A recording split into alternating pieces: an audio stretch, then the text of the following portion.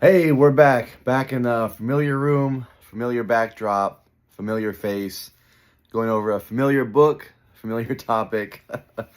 We're back talking about treasure hunts. This is Beyond the Map's Edge, Justin Posey's big hunt.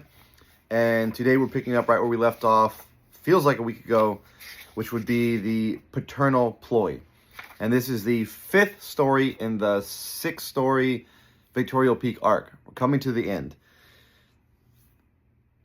Okay, yeah, I'll read the story. We'll go through, pick out a couple things, and then we'll get into the poem. Over the past week, I probably spent about 50 hours in a car over the past week, and most of those 50 hours were on Discord with really enlightening, interesting, engaging conversations with probably close to 100 of y'all at some point.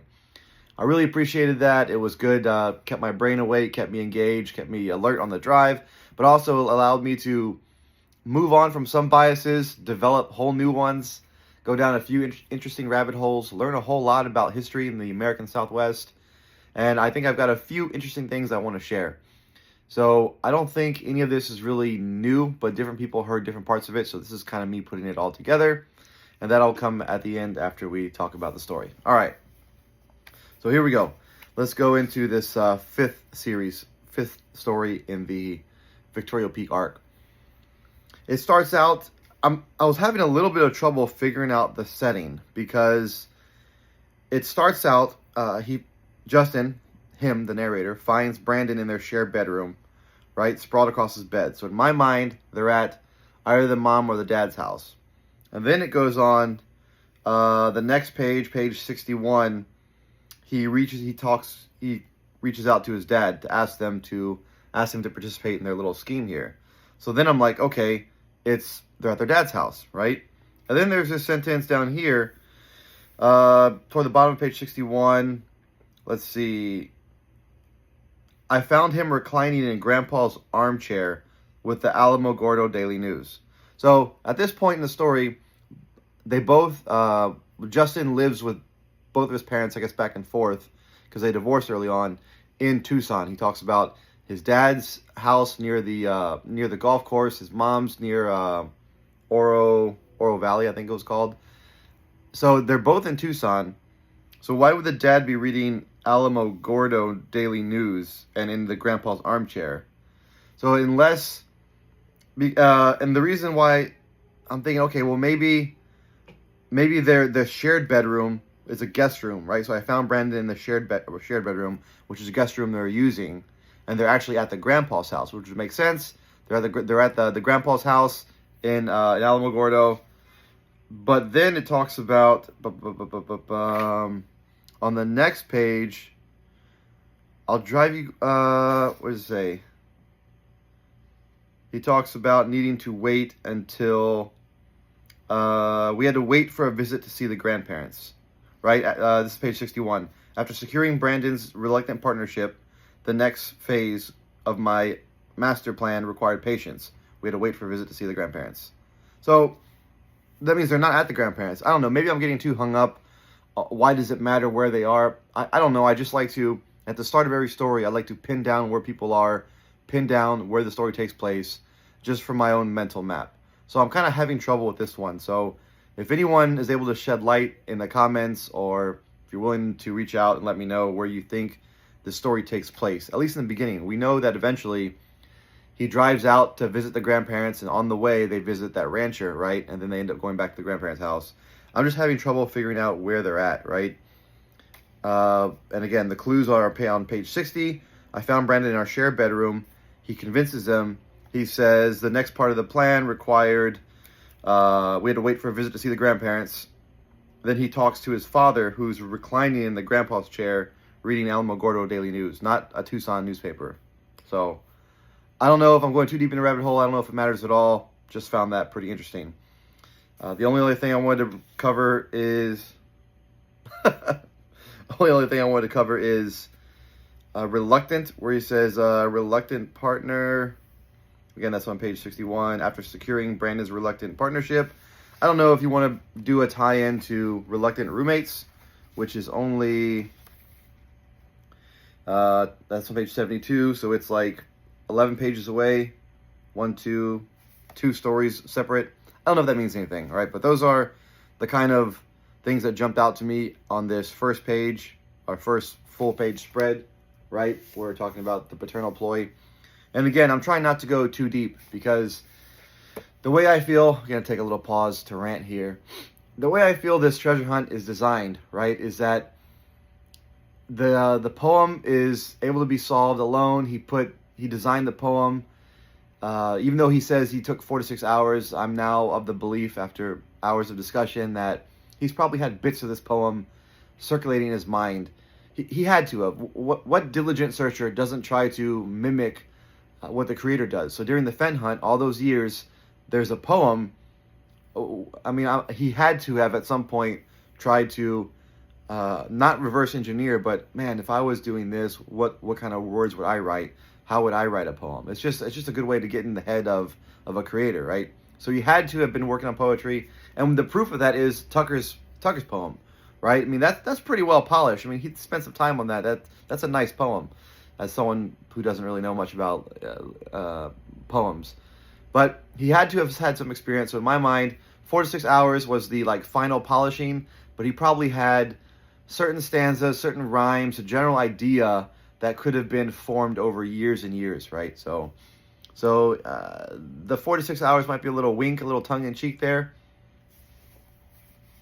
So I believe that the poem is well, once we figure out the solution, the poem is well crafted, able to be understood in its own if you know what the words mean. Hence, we go back to the book and try to figure out what words he uses. In the interviews, it's clear Justin has a pretty expansive vocabulary. So if he uses a certain word that doesn't sound right in the poem, it's because he's trying to communicate something. It's not because he doesn't know the right word to use or a different word for that situation, right? So I don't believe that the book, I don't believe like there's each chapter for each line. I don't believe every single word in the poem is able to be understood by the book. I'm working off of a theory right now that reading the poem, if you're stuck on what certain words mean, especially words that don't quite fit or seem that the phrasing's odd, go to the book, see if you can find clues, right? Because that's where he talks about clues. It's not a solution, it's a clue. So I'm trying not to go too deep into the chapters, not to go too deep into the grammar, even though it's hard, and just kind of focus on overlapping connections, anything that jumps out at me. This is, after all, first pass, right? We're still 1 month. Someone brought to my attention, we're still 1 month in, barely hit 1 month, so. All right, let's turn the page. So then we get out here. Yeah, the dad agrees. You know, the dad kind of knows what's going on. You, as the reader, you're reading this and you know that the father knows, right? I mean, Justin, your son, says, yeah, we need to talk to the rancher about ranch stuff. Okay. So the dad knows what's going on here, right? He's playing along. A couple of things that do jump out. The name Niven. I've never heard the name Niven. I don't know if it's a local New Mexican name, Niven. If you Google that name, you get some pretty interesting hits. The phrase "gnarled oak come to life," you know, maybe that line deserves a little bit more closer look. You know, people talk about there's like a theory going around about all the animals in the book. So if you're looking at snakes, there's rattlesnakes mentioned. If you want to take a note of all the pages that have rattlesnake, page 62, right, brings about an ornery rattlesnake, which is interesting because there's a lot of snakes in the Southwest, but he used the exact same species rattlesnake twice, right? Because it's 2 rattlers earlier when he's going for the postal pilgrimage, and now here's another rattlesnake note. Going down, if you're a marshmallow fan, if you're a food fan, you know, you got your little marshmallows right there. And then, you know, the end of the story is nothing happens, right? They go to the rancher, they ask for permission to explore on his land. We don't really hear what the father is saying to the rancher. We can only guess what the interaction is. Do I think that it's significant? Other than, you know, a father willing to sacrifice a weekend to drive, you know, out to this ranch and then visit the grandparents. I guess we don't really know how far that drive is. If you want to go deep in the research and figure out, look at ranches that are along the Missile Range and look at where his grandparents lived, then do some math and search someone named Niven. I don't know, I guess you could. Is that what he wants us to do? Does he want us to look for ranchers named Niven?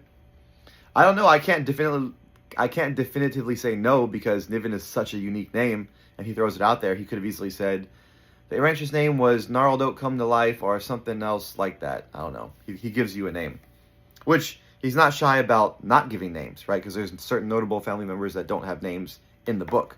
So, I don't know. And then we end up here. This is one of the last sentences, direct quote, "The siren call of hidden treasure still echoed in my ears."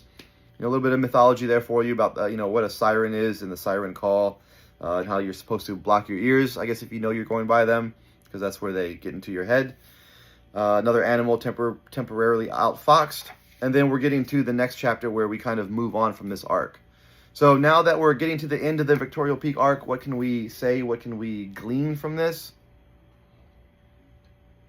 Well, we know that the way I'm looking at this right now is this is when he says, hold on, let me pause this. All right, we went to the introduction, page 11 in Roman numerals. Direct quote from Justin. Here's what I learned after a decade of treasure hunting. It's not about the gold. It's about understanding the mind of the person who hid it, their story, their obsession, the places that shape them. That's, pause real quick. That's why I like saying story, not chapter, because this is a book full of stories, a book not full of chapters. And what he's asking us is to understand the mind of the person who hid it, understand their story. So I like saying that. Moving on, their obsessions, the places that shape them. This memoir isn't just about my search for Fenn's treasure. It's about growing up in the 80s and 90s with a family who thought treasure hunting was a perfectly normal dinner conversation. It's about the spectacular failures and occasional moments of dumb luck that led me here. All right, so what we're talking about here is you can actually break down each one of these three, their story, their obsessions, the places that shape them. So the story is all the stories listed in the book, which we know there are more from his interviews and some were cut. So these are the ones that made it. Their story, their obsessions, what's he obsessed about? Well, we learn early on about treasure, Victorial Peak. There's a whole 6-story arc in there, very important. What else is brought up numerous times? Tucker, his love for Tucker, family sprinkled all throughout the book. So those are 3 pretty good takeaways. Obsessed about, family, which is a good thing. Specifically Tucker, his dog, and treasure, specifically Victorial Peak. So those are 3 good obsessions. The last one is the places that shape them. Again, very important to understand that that's what he's telling you. He's trying to communicate, and just look at which chapters. Just easy homework, right? Write out the chapters. Put down what state they take place in. Right? What do you come up with? Right? You come up with a lot of New Mexico, Arizona, Montana, sprinkling of some other states in there. All right. So that's what he's trying to communicate in the book. That's what our main takeaways are, right? Obsessions, the places that shaped us. And I think that all of those should take place, should have a piece, should have a part in your solve, all right? Why did I come out here? I wanted to show one other thing. Lost my train of thought. I'm doing this one with no notes. All right. Moving on to the poem, all right? Because now we're going to share a few things that I've been able to condense and hopefully communicate clearly enough. I've had some practice communicating to random strangers online. So let's see if I can get this out here without too much tongue twisting. So the big thing, I think my big find over the last few days is, I haven't come up with a good title for it. The 1, 2, 3, 4 rhyme, I guess, for lack of better words. And here's what it is, all right? And I think the proof of a good solve is being able to explain it clearly. So this isn't a good solve, but the proof of a good concrete find is being able to explain it clearly to you. All right. So because of the lines flowing through each measured rhyme, all right, flowing through each measured rhyme, and because of the line reading these words just right, we are looking at the words, the last words of each line. We're looking at the rhyme in particular. All right, what do I mean? So let's look at the first 2 lines, time and rhyme. Those rhyme, duh, okay? Next words, sight and right. So sight and right are a different rhyme. It's a different sound than time and rhyme. So each one of those are different. Let's go down to the next one. Bright and flight. Those are immediately after sight and right. So you have 4 in a row, sight, right, bright, flight, all with the same rhyme. So that's going to be a 4, okay? And spoiler alert, it's the only time there's 4 in this poem. Let's move on. Hole and pole. That doesn't rhyme with time. It doesn't rhyme with bright, so that's another 1, right? Or 2 because they're together, right? Hole and pole. Next we have awaits and gates. Doesn't rhyme with anything before it. That's going to be another one off. Next, we have everybody's favorite line, the line that doesn't rhyme. Degree. Degree doesn't rhyme with anything else, so that's going to be your 1. Okay, degree does not rhyme with anything else. Next, we have place. Place does rhyme with, if you move down, race and space. That's going to be your 3. Okay, so if you're following along, we've got several 2s. We've got 1 4. We've got 1 1, and now we have a 3. Place, race, space. Moving down or back a little bit to bold and hold. Those don't rhyme with anything else. And then we finish up the poem with minds and finds. They don't rhyme with anything else. And flow and know. They don't rhyme with anything else. Ta-da! So that's what we have here, right? We have a standalone degree. We have several pairs. We have only 1 3, and we only have 1 4. Again, we just talked about how Justin has an extensive vocabulary. Do we think that Justin ran out of rhymes? Do we think that in not only 4 to 6 hours, okay, let's just use 4 to 6 hours. Do we think that in 4 to 6 hours, Justin couldn't come up with, if there's 20 lines, there's 10 pairs, he couldn't come up with 10 unique rhymes? I mean, can I do that in like, I got a timer, 1 minute. So words that end in ace, words that end in ate, words that end in I'm, words that end in ite, words that end in block, och, words that end in ite. Did I already say ite? Words that end in knees, like ease. Words that end in ease. Words that end in am. Words that end in am. Words that end in an. One more. Words that end in G's. Os, like os, like cautious, conscious, us. Okay. That's 10. That's I did it under a minute. All right. I think most people could come up with 10 unique ending rhymes. Right. I don't think it's that hard. So do again. We think that he couldn't. No. We think that this is intentional. Right. The whole thing we're trying to find out, and spoiler alert, I haven't figured it out yet. What is he trying to communicate with us? So one aspect that I will like to propose, and this is going up. I found out who came up with it. It's Jewls. Yeah, JEWSL or something. I think he's got like a little shark profile. But he came up with the his Discord member. He came up with the what's he called, ABC plus time, and what it is again, this is his. I like it. It's pretty cool. What you do is you take. It's because if you look at Beyond the Map's Edge, the isn't capitalized, which is normal, right? The is not a preposition. What's the word? Is that the preposition? I forget. Again, I'm not an English guy, but it's something. And I've seen that before where you don't capitalize the. All right, so Beyond the Map's Edge. So you're going to take the first letter, B, M, E. You're not going to do T because it's not capitalized. What you are going to use is you're going to make that T a plus. So B, M, E, and there's a plus. Then you're going to go down for each stanza. Again, this is backwards. I apologize for you, but you can follow along in your book, right? You got a C, you got an A, you got an I, you got a D, and you got a T, and that's it. All right, you write all those out, and what you can do is you have A, B, C, D plus, and then you have TIME, A, B, C, D plus time, or you can put one in front of the other, time plus A, B, C, D. All right, there's 4 of them. Group of 4. I like a few things about this. One, I like it simple. I like it's easy to explain, right? You could explain this to a middle schooler and they may not understand the significance, but they'd be able to get it, right? So I like that it's simple, it's easy to explain. And why do we like simple? Because of what Justin, how he answered K-Pro and Mike's question in the first interview. You don't need to be, this hunt's very accessible. You don't need to be a doctor, have a doctorate, PhD, a super specialized knowledge. Like dedication will get you there with this one, right? So I like that. I like that it pulls into the 4. 4 is something I'm seeing popping up a lot, right? Some examples of 4, right? The New Mexico flag, right? Love that. 4 points. Love that.